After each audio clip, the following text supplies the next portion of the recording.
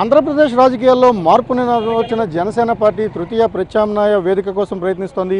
ఇందులో భాగంగానే ఉన్నతోద్యోగులను బరిలోకి దింపుతోంది. ప్రస్తుతం మన దగ్గర అనకాపల్లి పార్లమెంటరీ నియోజకవర్గం నుంచి ఎంపీ అభ్యర్థిగా పోటీ చేస్తున్న చింతల పార్థసారథి ఉన్నారు. ఆయన తాను విస్తృతమైన ప్రచారం చేస్తున్నారు. ఎన్నికల సమయం దగ్గర పడుతున్న కొద్దీ ప్రచార హోరు మరింత పెరుగుతోంది. ప్రధాన పార్టీల అభ్యర్థులకు దడ పుట్టించే స్థాయిలో ఆయన ప్రచారం సాగుతుంది. ప్రస్తుతం మన దగ్గర పార్థసారథి ఉన్నారు. సార్ చెప్పండి, ఎలాంటి ఎజెండాతో మీరు జనం ముందుకు రాబోతున్నారు? జనం మిమ్మల్ని ఎట్లా రిసీవ్ చేసుకుంటారు?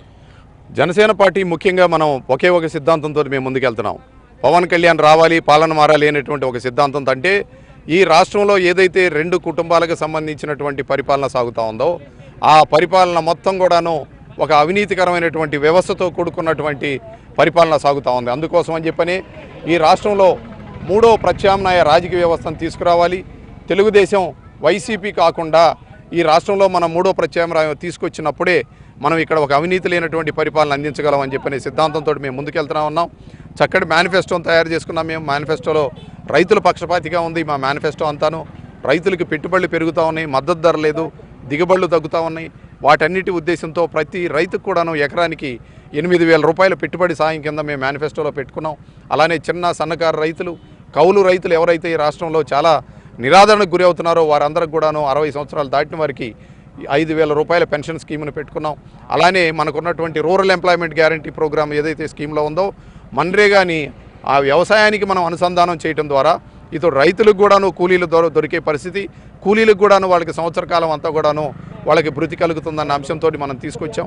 అలానే మహిళలకు సంబంధించిన అంశం ఫ్రీ గ్యాస్ కానివ్వండి, అలానే వారికి ప్రతి నెల 3,500 రూపాయలు వారి ఖాతాలో పట్టడం, ఈ అంశాలన్నింటినీ కూడా మనం ప్రజల్లోకి తీసుకెళ్ళినప్పుడు చాలా చక్కని స్పందన కనిపిస్తూ ఉంది. అంటే ప్రధాన పార్టీల అభ్యర్థులైన అటు తెలుగుదేశం కానీ ఇటు వైఎస్ఆర్సీపీ కానీ వాళ్ళ ప్రచార దాటిని మీరు ఎట్లా ఎదుర్కోబోతున్నారు? వారు చేస్తున్న హామీలను ఎదుర్కొని మీరు కొత్తగా ఈ ప్రాంత ప్రజలకు ఏం చేయబోతున్నారు? మీరు ఇండివిజువల్గా మీ ఎజెండా ఏంటి జనసేన పార్టీ మేనిఫెస్టోతో కూడా కలిపి? మా ప్రధానంగా ఉన్నటువంటి రెండు పార్టీలు కూడాను వాళ్ళు మోస రాజకీయాలు, మూటలతో కూడిన రాజకీయాలు చేస్తూ ఉన్నారు. వాళ్ళందరూ కూడా ఒకటే సిద్ధాంతం, అధికారంలో ఉన్నప్పుడు వేల కోట్లు దాచుకొని ఆ ధనాన్ని అంతా కూడాను మళ్ళీ ఎలక్షన్స్ వచ్చేటప్పటికి ఖర్చు పెట్టుకోవాలనేటువంటి సిద్ధాంతంతో పోతూ ఉన్నారు. మేము ఒక నీతివంతమైనటువంటి పరిపాలన అందించాలన్న ఉద్దేశంతో డబ్బు రాజకీయాలు కాకుండా ఈ రాష్ట్రంలో ప్రజలకి ఇక్కడ జరుగుతున్నటువంటి రాజకీయ పరిస్థితులు, ఈ రెండు పార్టీలు ఏ విధంగా రాష్ట్రాన్ని దోచుకున్న డబ్బుతోటి మళ్ళీ మనకి ఎలక్షన్స్ వచ్చే టైం కల్లా మనందరికీ ఏదో 1,000 రూపాయలు 500 రూపాయలు ఇచ్చేసినట్లు ఇచ్చేసి మళ్ళీ అధికారంలోకి వచ్చి మళ్ళీ 1,00,000 కోట్లు దాచుకునే ప్రణాళికని ఈ రెండు పార్టీలు ఈ రాష్ట్రంలో ఏర్పాటు చేసుకున్నాం. మేము వాటిని ప్రజలకి వివరించి ఖచ్చితంగా చెబుతున్నాం. మీరు కనుక చూస్తే ఇప్పుడు మూడో ప్రత్యామ్నాయం అంటే ఈసారి త్రికోణపు పోటీ ఉన్నప్పుడు ఈ రాష్ట్రంలో పెను మార్పులు ఎవరు ఊహించిన విధంగా రిజల్ట్స్ వచ్చే పరిస్థితి ఉంది. ఎందుకంటే జనసేన పార్టీ మీరు ఉత్తరాంధ్ర తీసుకోండి, విశాఖపట్నం జిల్లా తీసుకొనివ్వండి, అలానే ఈస్ట్ గోదావరి, వెస్ట్ గోదావరి, వీటన్నిటిలో కూడాను చాలా బలంగా ఉంది. ఇక్కడ వీళ్ళు చేస్తున్నటువంటి డబ్బుతో కూడిన రాజకీయాలని ప్రజలు చేతకరించుకునేటువంటి పరిస్థితులు మనకి ఉత్తరాంధ్ర ప్రాంతంలో కనిపిస్తున్నాయి. అంటే ఉభయ కమ్యూనిస్ట్ పార్టీలతో పాటు బీఎస్పీతో కలిసి మీరు ప్రయాణం చేస్తున్నారు. ఈ కాంబినేషన్ అనకాపల్లి పార్లమెంటరీ నియోజకవర్గంలో ఎలా ఉపయోగపడుతుంది? మీ ఎంపీ అభ్యర్థిగా అది ఎంతవరకు సహకరిస్తుంది మీరు అనుకుంటారు? మేము ఈ రాష్ట్రంలో జనసేన పార్టీ ఎదుగుదలను గమనించినటువంటి వైసీపీ కానివ్వండి, అలానే తెలుగుదేశం కానివ్వండి, వారి దూతల్ని మా దగ్గర పొత్తు కోసం పంపించారు. పవన్ కళ్యాణ్ గారికి డబ్బు మీద ఆశ లేదు. ఆయనకి డబ్బు మీద ఆశ ఉంటే ఒక సినిమాకి 100 కోట్లు వచ్చే రెమ్యునరేషన్ కూడా వదిలిపెట్టుకొని ప్రజల కోసం వచ్చినటువంటి మనిషి. వాళ్ళకి మేము ఒకటే విషయాన్ని చెప్పాం, మీరు చేస్తున్న అవినీతికరమైనటువంటి మీరు చేస్తున్న రాజకీయ వ్యవస్థని, మీరు చేస్తున్నటువంటి ఈ పరిపాలన మేము అంతమొందించడానికి మేము వచ్చాం. మీతో మాకు పొత్తులుండవు. సిపిఐ సిపిఎం మీకు అందరికీ తెలుసు, ప్రజల తరపున పోరాటాలు చేస్తూ ఉన్నారు ప్రజా సమస్యల మీద. అలానే బడుగు బలహీన వర్గాలకి వారధిగా ఉన్నటువంటి బహుజన సమాజ్ పార్టీ, దళితుల తరపున పోరాడుతున్నటువంటి బహుజన సమాజ్ పార్టీతో మేము పొత్తు పెట్టుకున్నాం. మాకు డబ్బుతో కూడిన రాజకీయ పార్టీలతో పొత్తులు అవసరం లేదు. ప్రజల పక్షాన ఎవరు పోరాడుతున్నారు, ప్రజల పక్షాన ఎవరికి చిత్తశుద్ధి ఉంది అనేటువంటి మేము వాటి ప్రధానమైనటువంటి అంశాలుగానే మేము Janasena party, CPI CPM, Bahujan Samaj పార్టీతో పొత్తులు పెట్టుకున్నాం. అనకాపల్లి నియోజకవర్గం మీకు ఇంతకుముందు తెలుసు. అనకాపల్లిలో మనకి ఇంతకుముందు గోవిందరావు గారు దాదాపు 4 టైమ్స్ సిపిఐ తరపు నుంచి ఇక్కడ పోటీ చేసి ఎమ్మెల్యేగా ఎన్నికయ్యారు. అలానే ఇక్కడ ఉన్నటువంటి అన్ని రూరల్ ప్రాంతాల్లో కూడాను సిపిఐ సిపిఎంకి, బహుజన సమాజ్ పార్టీకి సానుభూతిపరులు కార్యకర్తలు ఉన్నారు. మీరు ఇవాళ చూస్తే మేము ఎక్కడ ఏ నియోజకవర్గం పోయినా సరే వారందరూ కూడా మాకు మనస్ఫూర్తిగా ఈ రాష్ట్రంలో జరిగేటువంటి మార్పు కోసం జరిగేటువంటి ఈ రాజకీయ నిర్మాణంలో మాకు చాలా చేదోడు వాదోడుగా ఉంటున్నారు. పవన్ కళ్యాణ్ గారు ఉత్తరాంధ్ర ప్రాంతం నుంచి, గాజువాక నుంచి మనకి ఇక్కడ ఎమ్మెల్యేగా పోటీ చేయటం వలన ఉత్తరాంధ్ర ప్రాంతం మీద ఉన్నటువంటి పవన్ కళ్యాణ్ గారికి ఉన్నటువంటి చిత్తశుద్ధిని ప్రజలు గమనించారు. ఉత్తరాంధ్ర ప్రాంతంలో మనం వెనకబాటుతనం మీద దాడి చేయాలి, ఇక్కడ మనం వలసలను నివారించాలి, ఇక్కడ స్థానికులుగా ఉన్నటువంటి వాళ్ళకందరికీ కూడా ఉద్యోగాలు కల్పించాలనేటువంటి ప్రధానాంశంతో మేము వెళ్తున్నాం. ప్రజల నుంచి చాలా మంచి స్పందన వస్తూ ఉంది. అంటే మీరు ఏదైతే పోటీ చేస్తున్న అనకాపల్లి పార్లమెంటరీ నియోజకవర్గంలో ఇక్కడ అపారమైన సహజ వనరులు ఉన్నాయి, కానీ ఇక్కడ ప్రజలు ఇప్పటికీ వెనుకబడతానని అనుభవిస్తున్నారు. దీని నుంచి ఈ ప్రాంతాన్ని గట్టెక్కించడానికి లేదా ఈ ప్రాంతంలో నూతన వరవడిని తీసుకురావడానికి మీ దగ్గర ఉన్న నిర్దిష్టమైన ప్రణాళిక ఏంటి, ఎలా చేయబోతున్నారు? కేంద్రంలో మీరు ఎంపీగా అయితే ఏ ఏ హామీలను ఈ ప్రాంతానికి అమలు చేసే అవకాశం ఉంది?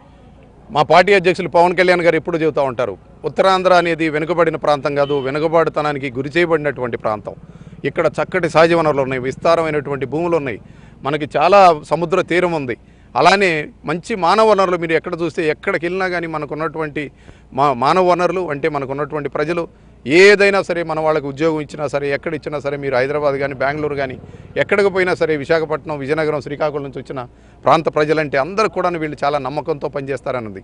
అంటే ఇలాంటి మనకు సహజ వనరులు ఉండి మానవ వనరులు ఉన్నప్పుడు ఇంత వెనుకబాటుతనానికి ఉత్తరాంధ్ర ఎందుకు గురైందని దాని మీదే పవన్ కళ్యాణ్ గారు ఎప్పుడు ఆవేదన చెందుతూ ఉంటారు. అందులో భాగంగానే ఆయన ప్రజా పోరాట యాత్ర చేసినప్పుడు మీరు గమనిస్తే శ్రీకాకుళంలో ఉన్న కపాస్కూర్తి అనే ప్రాంతం నుంచి అక్కడ ఉన్నటువంటి మత్స్యకారుల సమస్యలు తెలుసుకోవాలి. మనం తీర ప్రాంతంలో మత్స్యకారులు చాలా నిరాదరణకు గురవుతున్నారు, చాలా ఇబ్బంది పడుతూ ఉన్నారు, వాళ్ళు విద్యకి వైద్యానికి దూరంగా ఉన్నారు, అంతా వెనుకబడతానుగానే ఉన్నారు. అలానే ఇక్కడ ఉన్నట్టు వేరే సామాజిక వర్గాలు, బీసీ సామాజిక వర్గాలు ఏదైతే వ్యవసాయం మీద ఆధారపడి ఉన్నాయో వారందరూ వెనుకబాటుతనానికి గురై ఉన్నారు. మనం ఈ ఉత్తరాంధ్రలో ఉన్నటువంటి వెనుకబాటుతనాన్ని మనం ఎలా అయినా సరే మనం పోరాటం చేసుకొని ఇక్కడి నుంచి మనం అభివృద్ధిని సాధించుకోవాలి అన్న ఏకైక ఉద్దేశంతో పవన్ కళ్యాణ్ గారు ఇక్కడి నుంచి వలసల్ని నిరోధించాలి. మనం ఇక్కడ ఎవరైతే పిల్లలు చదువుకున్నారో వాళ్ళ చదువులను బట్టి, వాళ్ళ విద్యార్థులను బట్టి వాళ్ళకి ఇక్కడ స్థానికంగా వచ్చే పరిశ్రమలో వాళ్ళకి ఉద్యోగాలు రావాలి అన్నటువంటి సిద్ధాంతంతో మనం మేనిఫెస్టోని తయారు చేసుకున్నాం. అందులో భాగంగానే పవన్ కళ్యాణ్ గారు కూడా మళ్ళీ వాళ్ళ మనకి గాజువాక నుంచి పోటీ చేయటం, ఉత్తరాంధ్ర నుంచి మనం మొట్టమొదటిసారిగా ఒక ముఖ్యమంత్రిని పంపించుకునే అవకాశం ఈసారి రావటం, ఇవన్నీ కూడా మనకి చాలా కలిసి వచ్చే అంశాలు. అలానే అనకాపల్లి పార్లమెంట్ అభ్యర్థిగా పోటీ చేస్తున్నటువంటి నేను, నాకున్నటువంటి మెయిన్ కోర్ స్ట్రెంత్, నేను ఒక కేంద్ర ప్రభుత్వంలో ఒక ఇన్కమ్ ట్యాక్స్ డిపార్ట్మెంట్లో 25 సంవత్సరాలు పనిచేశాను. నాకు ఢిల్లీలో, బాంబేలో వివిధ సంస్థల్లో కేంద్రంలో పనిచేసేటువంటి అధికారులతో సత్సంబాలు ఉన్నాయి. మనకి ఇక్కడ చక్కటి సహజ వనరులు ఉన్నాయి. వీటన్నిటిని మనం సరిగా కనుక వాళ్ళకి మనం ప్రజెంటేషన్ చేసుకోగలిగినట్లయితే, ఇక్కడ ఉన్నటువంటి ఇక్కడ వనరులు, మానవ వనరులు, సహజ వనరులు, వీటి గురించి మనం వాళ్ళకి ఎక్స్ప్లెయిన్ చేసుకోగలిగితే చక్కటి అగ్రో ప్రాసెసింగ్ ఇండస్ట్రీస్ పెట్టుకోవచ్చు ఇక్కడంతా. ఇక్కడ ఈ రాష్ట్రంలో మనకున్న వనరులను కనుక మనం బయట ప్రజెంట్ చేసి వాళ్ళందరినీ ఇక్కడికి తీసుకురాగలిగితే ఇండస్ట్రీస్ ఇక్కడే పెట్టుకుంటాం, మన పిల్లలకి ఇక్కడే ఉద్యోగావకాశాలు కల్పించుకుంటాం, వాళ్ళకున్న విద్యార్థులను బట్టి మనం ఇక్కడ ఉద్యోగాలు ఇప్పించుకునే అవకాశం ఉంటుంది, వలసలను నివారించుకోవచ్చు. నేను దానికోసం ప్రైవేట్ రంగంలో ఉన్నటువంటి మిత్రుల ద్వారా, అలానే ప్రభుత్వ రంగంలో ఉన్నటువంటి నాకున్నటువంటి కనెక్షన్ ద్వారా అనకాపల్లి ప్రాంతాన్ని ప్రత్యేకంగా అభివృద్ధి చేయడం, ఇండస్ట్రీస్గా దీన్ని చాలా చక్కటి ఒక పారిశ్రామిక ప్రాంతంగా అభివృద్ధి చేయగలిగినట్టు గట్టి నమ్మకంతో నేను పనిచేస్తూ ఉన్నాను. అంటే ఎన్నికల రాజకీయాలు అంటేనే కులము, ధనము ప్రభావితం చూపిస్తున్న ప్రస్తుత తరుణంలో మీ ప్రధాన పార్టీలు ఎవరైతే మీకు ప్రధానంగా పోటీగా ఉన్న ఇద్దరు అభ్యర్థులు కూడా ఒకే సామాజిక వర్గం నుంచి ఉన్నారు. మీరు ఈ ప్రాంతంలో ఉన్న ఒక బలమైన సామాజిక వర్గానికి ప్రతినిధిగా మీ పార్టీ అధ్యక్షుడు మిమ్మల్ని ఎంపిక చేశారు.